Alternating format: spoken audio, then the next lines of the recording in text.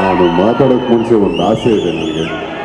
ಇಲ್ಲಿ ಎದುರುಗಡೆ ಇದ್ದಾರೆ ಅಂತಲ್ಲ, ನಿಜವಾಗ್ಲೂ ಕೂಡ ನಾನು ನಮ್ಮ ಚಿತ್ರರಂಗ ಅಂತ ಬಂದಾಗ, ನಮ್ಮ ಕುಟುಂಬ ಅಂತ ಬಂದಾಗ, ಅಲ್ಲಿ ನಮ್ಮ ಸೂಪರ್ ಸೀನಿಯರ್ ಅಥವಾ ಆಲ್ವೇಸ್ ಯಂಗ್ ಮ್ಯಾನ್ ದತ್ತಣ್ಣ ಅವ್ರನ್ನ, ಶಿವಣ್ಣನ ಮತ್ತು ರವಿ ಸರ್ 3 ಜನ ನೋಡಿದ್ರೆ ಕಾಲ್ಬಿಟ್ಟು ನಮಸ್ಕಾರ ಮಾಡಬೇಕು ಅಂತ ನಂಗೆ ಅನಿಸುತ್ತೆ. ಇಷ್ಟು ವರ್ಷ ಅದನ್ನೇ ಮಾಡ್ಕೊಂಬಂದಿದ್ದೀನಿ, ಇನ್ಯಾರಿಗೂ ಅದನ್ನ ಮಾಡಿಲ್ಲ.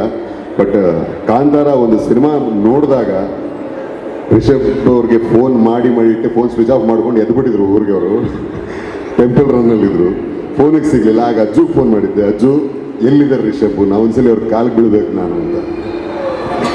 ಗುರು ದೇವರಾಣೆ, ನನ್ನ ತಾಯಾಣೆ, ಇದು ನನ್ನ ಆಸೆ ಆಗಿತ್ತು.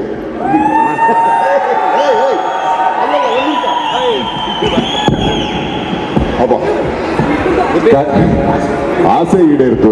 ಯಾಕೆಂದ್ರೆ ಕಾಂತಾರ ಸಿನಿಮಾ ನಮ್ಮ ನಾಡಿಗೆ ತಂದುಕೊಟ್ಟಂಥ ಹೆಮ್ಮೆ ಅಷ್ಟು ಅಗಾಧವಾದರೆ, ನನ್ನ ಮೇಲೆ ಆ ಸಿನಿಮಾ ಬೀರಿದಂಥ ಪ್ರಭಾವ, ಆ ಸಿನಿಮಾ ನನಗೆ ಕೊಟ್ಟ ಅನುಭವ, ಇದಕ್ಕೆ ಯಾವ ಪದದಲ್ಲಿ ಹೇಳಿದ್ರು ಕಡಿಮೆನೆ. ನಾನು ಒಂಥರ ಫಿಲ್ಮ್ ರಿವ್ಯೂವರ್ ಥರ ಒಂದಿಷ್ಟುತ್ತ ಬರೆದಿದ್ದೆ ಟ್ವಿಟರಲ್ಲಿ, ಇನ್ಸ್ಟಾಗ್ರಾಮಲ್ಲಿ.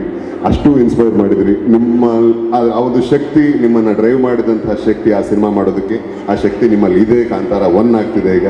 ಹಾಗಾಗಿ ನಿಮ್ಮ ಆಶೀರ್ವಾದ ನನಗಿರಬೇಕು ಒಂದು ಕಡೆ. ಆ್ಯಂಡ್ ನೀವು ಬಂದು ಹರಿಸೋದಕ್ಕೆ ತುಂಬ ಹೃದಯದ ಧನ್ಯವಾದಗಳು. ಎಲ್ಲರೂ ಮಾತಾಡಿದ್ರಿ ಸಾಕಷ್ಟು ಈ ಸಿನಿಮಾ ಬಗ್ಗೆ.